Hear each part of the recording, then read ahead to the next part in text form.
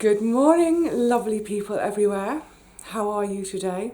Or good evening, good afternoon, whatever time it is for you.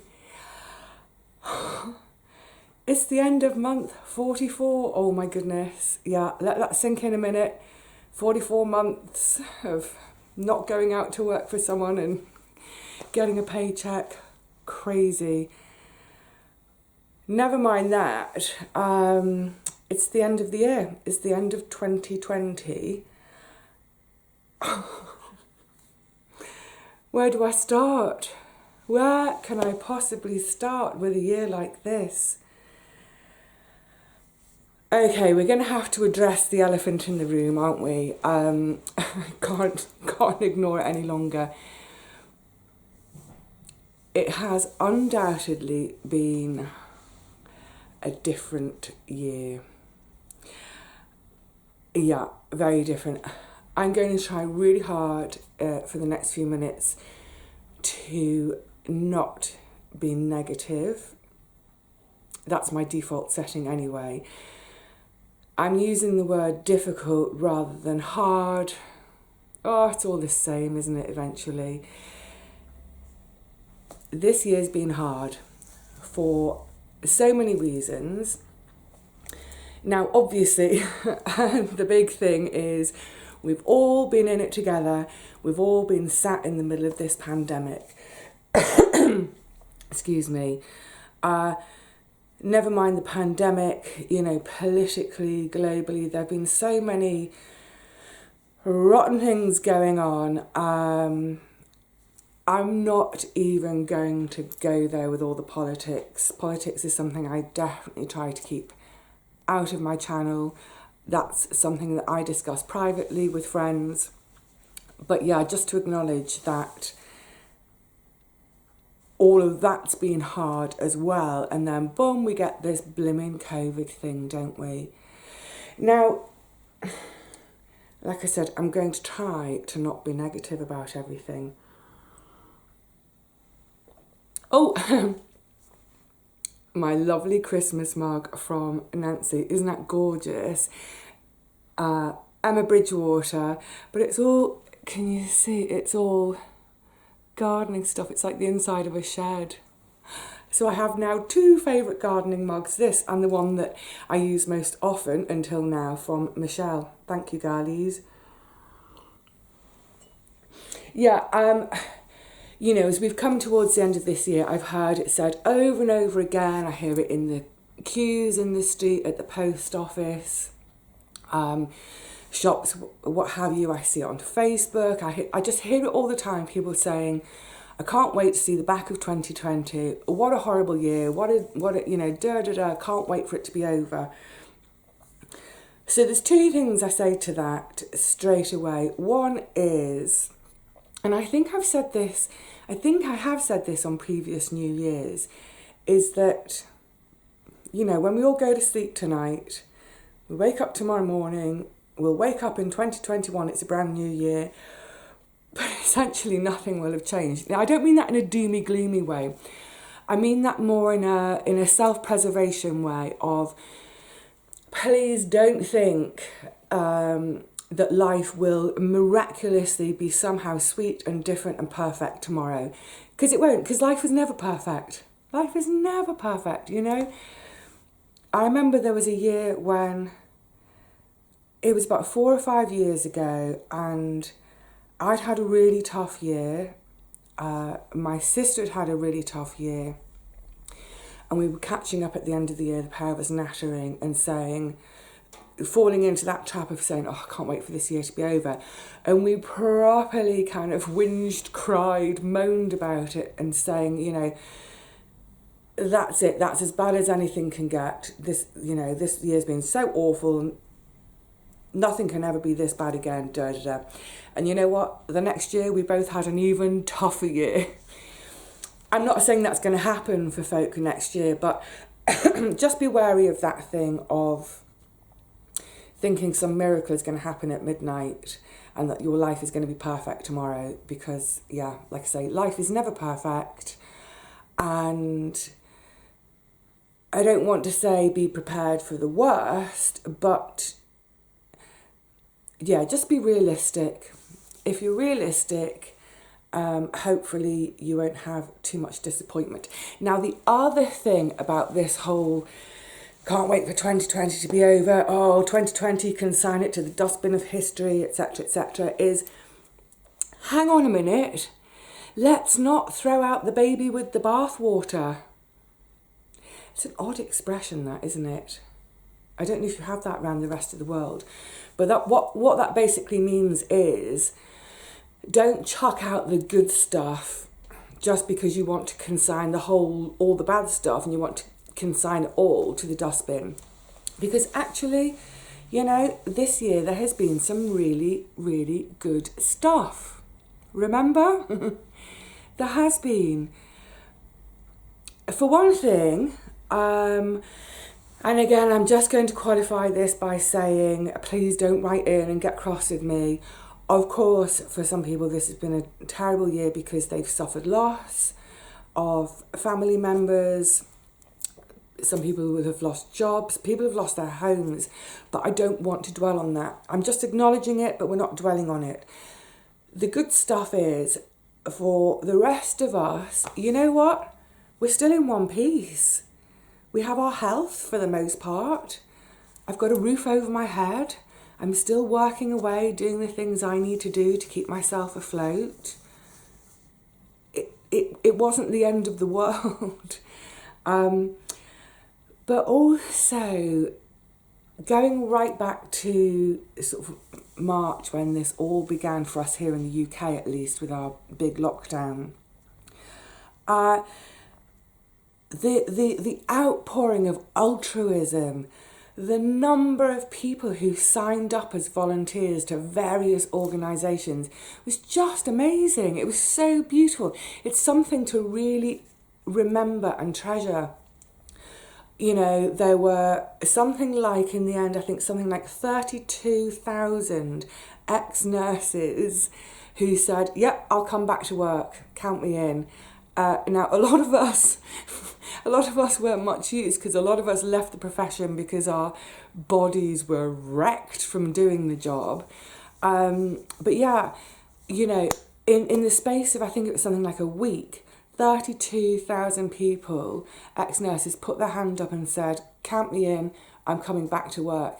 Even though the thought of that filled, I think, probably most of us with dread, fear, all those things. There was another volunteer scheme right at the beginning for NHS volunteers, and it was to do all sorts of things, like, for instance, people who had cars. The idea was that they would volunteer for driving equipment from hospital to hospital. They would do things like offer their services to take people home from hospital, because ambulances and hospital transport was in short supply. Masses. I can't actually remember the numbers now, but when that NHS volunteer scheme started, the online bit where people joined up, that crashed multiple times because so many people wanted to volunteer. And then even locally, you know, my neighbourhood, and it's still going, and I'm still doing my bit and loving it, we have our COVID mutual aid support, whereby, particularly in the first lockdown, when, was it the over 70s? See how quickly we forget. The over 70s were asked to stay at home completely. To sheltering, that's what it was called, wasn't it? All these new words we got this year too. Yeah, so there were a lot of older people, a lot of vulnerable people, people with, you know, pretty complex underlying health conditions who were asked to stay at home. So this whole kind of gaggle of volunteers were out there doing shopping for people, collecting and dropping off prescriptions, collecting and dropping off things for the post office, what have you. So that was a wonderful thing, and so much of that is still happening. So yeah, I don't want to throw everything from 2020 away. I don't want to forget this year completely, because there was some really good stuff.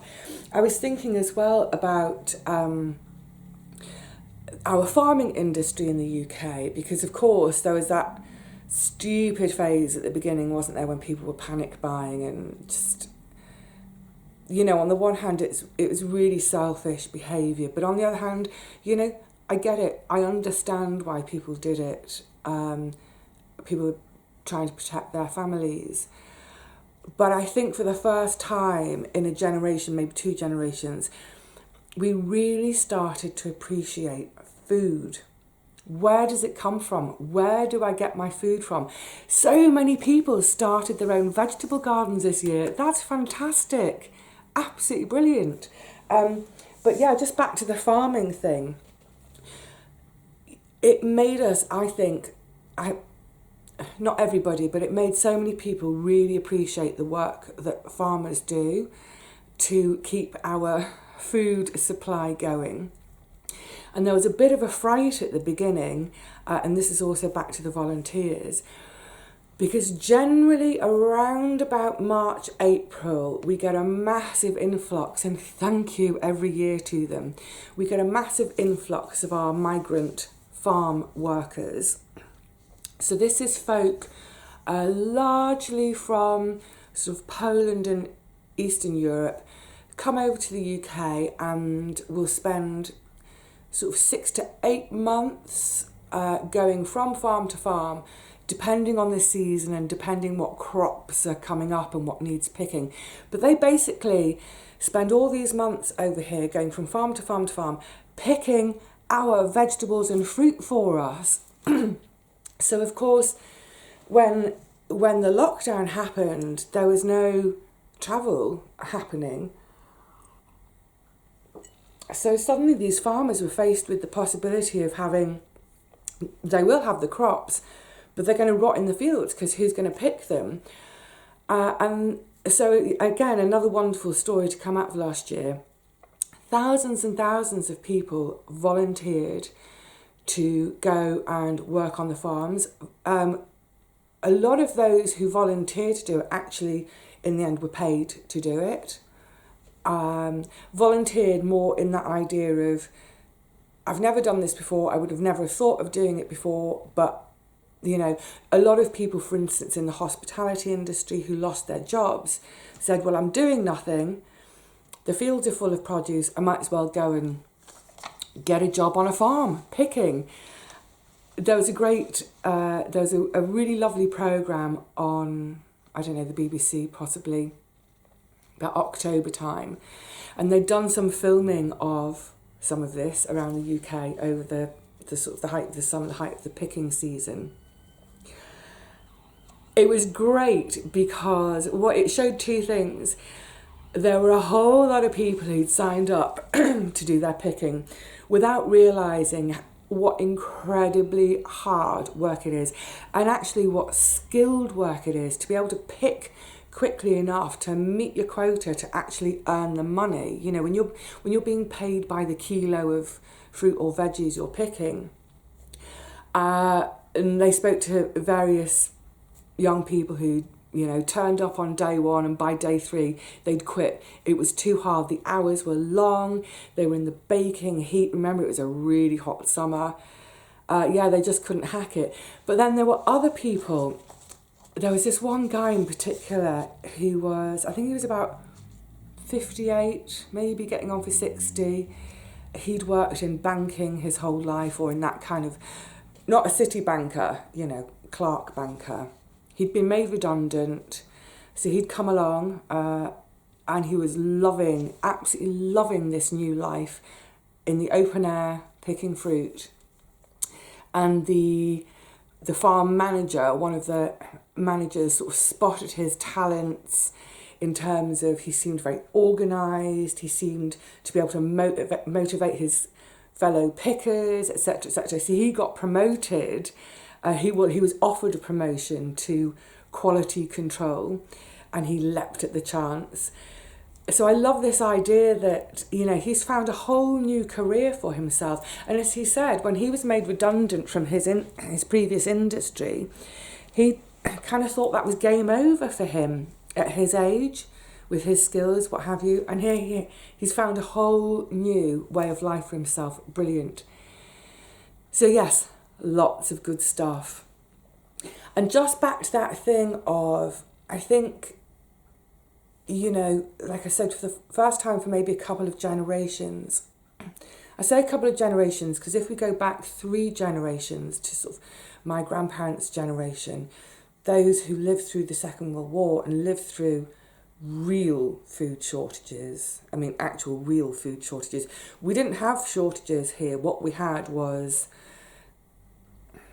it was an ergonomics thing. It was that thing of being able to get the lorries to the supermarkets to restock the shelves and have time to do that before people went mad again. But anyway, yeah, so our last couple of generations, I think for the first time there have been so many things which I think this year has taught us to appreciate that we've so taken for granted before.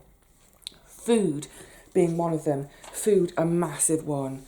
And if that's encouraged a few more folk who are fortunate enough, and I count myself among those, fortunate enough to have a little bit of land to grow a little bit of food on, even the smallest amount of food that each of us can grow is a help. But also things like appreciating the staff who work in the supermarkets. You know, this whole sort of like, until now, that sort of derogatory thing of the last possible job you'd ever want would be stacking shelves at a supermarket. Suddenly, that seems like a really important job, doesn't it? And maybe we should pay those folk more, because actually it is vital. I did see a lot of much better behaviour from people, or nicer behaviour from people at tills as they go to pay for the goods, actually talking to the person who's serving them, saying thank you for being here. You know, we spent a lot of time thinking about our doctors and nurses and healthcare workers, as everyone was calling them, frontline staff, and of course we should be grateful to them, absolutely. But all those supermarket workers who were exposed every day to hundreds, thousands of people, yeah, big them up. We learnt to appreciate our postal workers. My goodness, I still haven't had half my Christmas post. I'm hoping at some point today, oh, excuse me, itchy back. I'm hoping at some point today the other half of my Christmas may arrive. I hope so. As we go forward into next year, I do hope that the things that we came to appreciate, the altruism, the volunteers, our shop workers, our postal workers, I hope all those things that we came to appreciate, I hope we don't start to take it for granted again. I hope that's one thing that can come of this year, is that all the good stuff, we can carry it forward. Saying hello to strangers in the street as we step aside to make space for each other. And yes, of course, there were occasions when people didn't step aside, but we're not doing the negative stuff today. Yeah, when people stepped aside and we're behind our masks and you have to really smile to let someone see your smile, because if you do a fake smile, it doesn't show in your eyes. But when you really smile, it shows in your eyes. I loved that. I just loved how people stepped up to the plate and got stuck in. And that's the other thing to remember from this year as well, is, like I was saying right back at the top, we got through it. We got through this far, and hopefully this is the worst it's going to be. You know, we've got the vaccine coming. Yay! I went on the jab calculator the other day. Oh, hang on. First of all, I need to say, because I have an English friend who lives in the States and she talks about getting her jabs. And apparently in the States, you don't say jab, you say vaccination or injection. So in the UK, we say get your jabs. To be jabbed is to have your inoculations. So yeah, I went on a jab calculator. I think it was via The Independent. And you had to put in your age, your job, and your health status. So obviously the age thing, because they're focusing on the much older members of the population because they're more vulnerable. The job, I'm guessing that's because if you're a healthcare worker, that would possibly bump you up the queue a bit. It's blooming well should do, and teachers for that matter. And then for underlying health conditions, so obviously my arthritis, it doesn't bump me up the queue any at all because it has no effect on my lungs. But yeah, I went on the calculator, and at my age, it looks like I won't get the jab until the end of June. So we're still a ways off. We're a ways off that kind of getting enough people jabbed that we can start to relax a bit. But it's on its way. I mean, it's being rolled out. That's a little spark of hope, isn't it? You see, that's the other thing we can take into next year, isn't it? A little bit of hope. Just kind of grabbing my little scraps of note. The other thing, see, I think there was so many good things this year, but I think one of the most important things to come out of this year was, I think we learned to perhaps be in the moment more and cherish the moment. That thing of realising what's important, like our healthcare workers, our supermarket workers, our farmers, our posties, all these people that suddenly, we don't care about anything else, they're the people we want to keep working, they're the people we want in our lives. I should also say, public transport workers, my goodness, we've had time this year to realise how important those people are. But also, we've really kind of learned to cherish that time with loved ones or with friends. Not in a doomy, gloomy way of like, oh, I don't know when I'm going to see you again, if we'll survive this. I mean in terms of when you're limited to how much socialising you can do, those moments when you can be with a friend, a loved one, a family member, they have been so precious. So I hope also going into next year we don't take each other for granted as much as maybe once we did. Yeah, I've definitely cherished each day, I think, more than I ever have.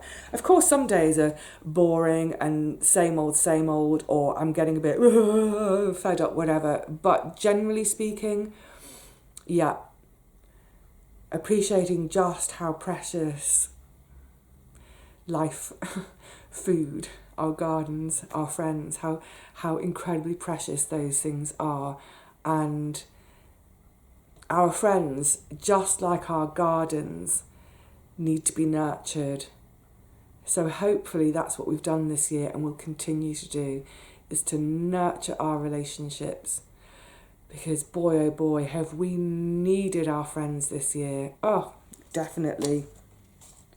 So, specifically for me, and then I should wrap up, I didn't mean to burble on. Well, it is the end of the year and it has been quite a big year, hasn't it?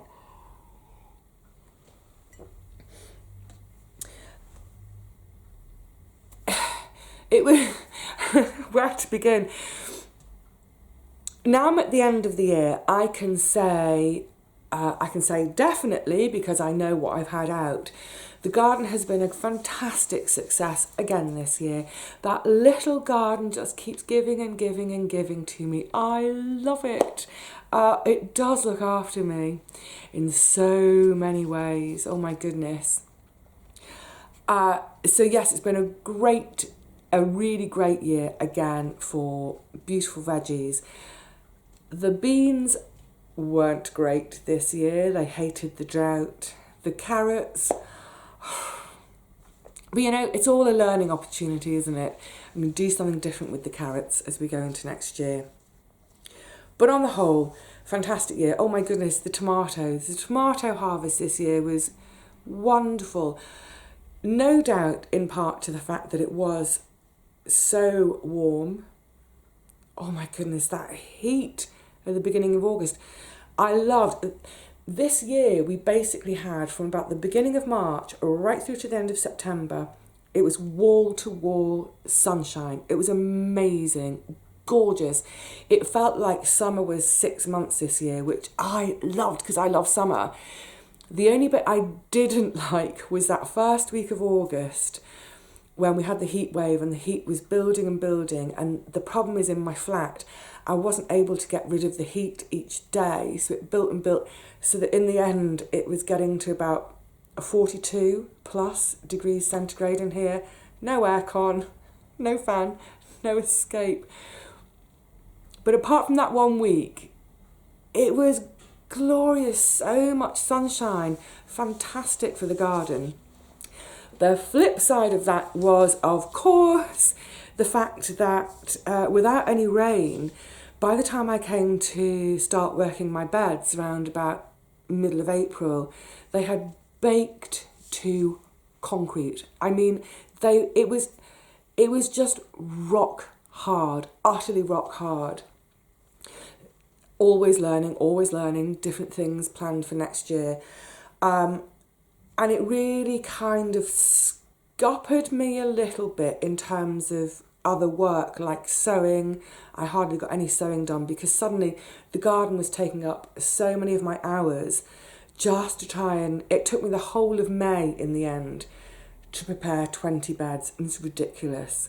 And part of that was because I couldn't get any compost, but that's a whole... another fiasco. Yeah, so the drought really scuppered me at the beginning of the year. But I can learn from that, and what I can learn is who knows whether we'll have a drought in 2021, but I can certainly start to think about getting bed prep done a bit earlier this year, so that rather than it taking me the whole of May, I can spread it out from the end of March through April and May, so that I can still do other stuff because I still need to generate that income from sewing, what have you. So yeah, that was a really tough start to the year. And well, as you know, any of you who were watching back then too, I think it was at the beginning of the May tour when I had a couple of days off camera on my own at home crying because I was just struggling so much and hurting, physically hurting. And I'd come to the decision that half the garden was going to stay shut this year. I just couldn't manage it. So I'd reconciled myself to that, but then my stubbornness kicked in. I'm so stubborn. Where there's a will, there's a way, and all that. So I'm glad I stuck with it. I'm glad I'm stubborn, and I'm glad I, carried on even when it was hurting. But I don't want to go through that next year. Nuh-uh. I don't want to go through the amount of time. The bottom line is the garden took too much time this year because of the drought as well. There were days usually from about mid-July through most of August, there's very little gardening to do other than harvesting. I would do that normally. A tiny bit of weeding maybe, a bit of tying in, but really it's just tinker time. Leave the garden alone. Pop down there a couple of times a week to water and to harvest, and that will be it. But this year I was having to go every day to water. And the watering, by the time I walked down there, do all the watering, come home again, it was taking about 3 hours. And I was thinking about this the other day. I re-watched one of my own videos from the height of the drought when I was down watering at 6, 7 o'clock in the morning. And I thought about it, I was like, 3 hours a day, 7 days a week, that's 21 hours. That's a part-time job, just watering, before I've done anything else with my day, before I've done any gardening, before I've done anything. So yeah, that was the kind of, the only downside of the garden this year was it took too many of my hours away from me doing other things. But on the other hand, it gave me my food. And just referring back to that video, there was a moment in it when I said, it seems like a huge effort right now, along those lines, but I know that come the winter, I'll be really glad I did it because I'll be enjoying all my lovely food. And it's true, it is the winter, and now I'm enjoying my lovely food, all grown by my own fair hands. So, yes, It was a great year in the garden in terms of produce. It was a hard year in the garden in terms of the work it took, and I think just the kind of that gradual degeneration that I'm seeing in my own knees over the years of things taking a bit longer, but we did it. Yay! So I would say on a totally personal level that, yeah, this year has had lots of challenging moments, lots of them.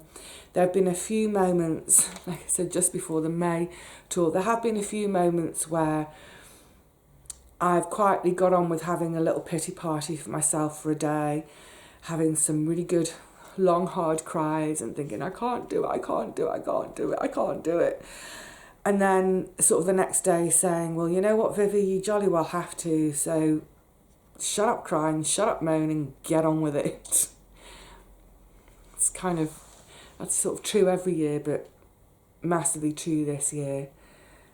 There have been a few occasions when, and I've not experienced this in life before really, but there have been a few occasions when I felt so lonely, cripplingly lonely. But, you know, not many. And I think that's just because, you know, I haven't been able to have that casual thing of just phoning a friend and saying, oh, you know, I really need a chat, can we go to the pub? And even if I nurse a pint for 5 hours, sorry landlord, but just being able to go and hook up with a friend and just talk, that's been the hardest thing this year, without doubt. Not having my friends around to talk to and share with. Thank goodness the social bubble thing was introduced. When was that? It was about June, I think, wasn't it? So that by the beginning of July, in time for my birthday, I had my first social bubble with Richard and Paul, and honestly, it was, I'm going to get choked up now, it was so important, but it was a lifeline. It was an absolute lifeline. So that was good too, you see? Lots of good things. So, I was watching Kate at Last Homely House the other day. I just made a note of what she said because it was so lovely. She's doing her Christmas Eve video. Oh, if you haven't seen it, go and have a look. She reads Polar Express. It's so lovely. But she was saying about getting through times like this, that, she said, with creativity, imagination and patience, we can get through it. I thought that was so perfect and lovely. Actually, there are 2 more words I'd add to that. So yes, with creativity, imagination and patience, plus with kindness and gentleness, we can get through it. You see, that was the other thing. Oh, I've got to say this very quickly, then I must shut up.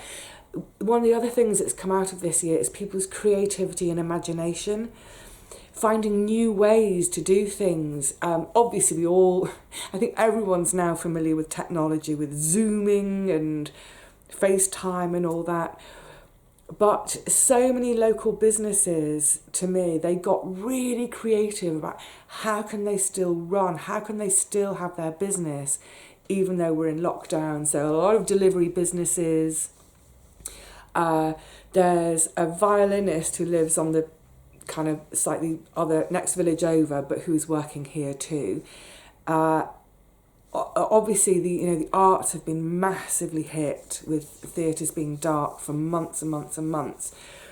But he started doing doorstep concerts.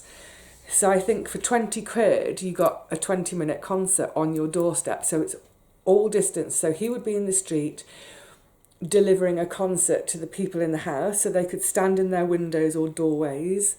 But of course, the rest of the street heard it too. So yes, creativity and imagination will help all of us to carry on getting through this until it's all done with. But also, yes, patience, kindness, and gentleness. Maybe this time next year, when I'm sat here or sat over there, Can't sit over there today because it's the morning and the sun is so low, but really intensely bright today. It was blinding me. But yeah, maybe this time next year when I'm sitting here, it will be a whole different story. Hopefully then we'll have all been jabbed.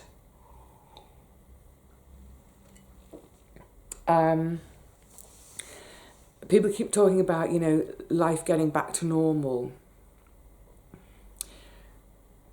There were some parts of normal that I didn't really like, so I hope they don't come back. And there have been parts of this unnormal that have been good, like the volunteers, etc. We shall see. Anyway, my lovelies, I'm going to wrap up because I'm just looking at the clock, realise I've been babbling on. I don't have a glass to raise to you this year. I had that little solo person, oh God, that sounds pathetic, doesn't it? A solo person glass of Prosecco on Christmas Day. I have got a bottle of bubbles ready. I'm not going to open them right now, firstly because it's too early in the day, but secondly because I'm going to be sharing them with a couple of very special people, so that will be later. So instead, with no glass, I'm going to say, look, cheers to 2020, a year when we probably all learnt quite a bit about ourselves and each other, and all the good stuff we learned. Let us keep that and take it forward into 2021. Who knows what, you know, obstacles may be in our way next year. Who knows what trials we may have to overcome. But hopefully this year has made us all a bit stronger and a bit more resilient and a bit more ready to take on whatever this new year throws at us. But hopefully there'll also be some quieter, calmer times too. So for now, I shall say Happy New Year to you all. I will see you in the new year very soon. I'm already getting excited because for me it's a whole new growing year. But that's a whole nother story for a whole nother day. Look after yourselves, everyone, please, and each other. Remember, keep reaching out to people. See you next year. Bye for now.